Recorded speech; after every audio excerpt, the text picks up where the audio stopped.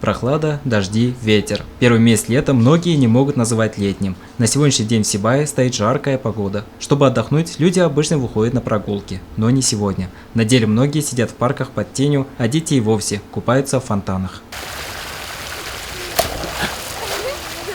Что ожидать нам от июля и какой будет погода? По сообщениям синоптиков, в этом году жителям европейской части России, Урала, в том числе и Башкирии, лета можно не ждать, так как его вовсе не будет. Если в начале месяца мы дождались наконец жарких деньков, то уже к середине июля дневная температура воздуха опустится в среднем до плюс 20 градусов, а это ниже среднегодовой нормы.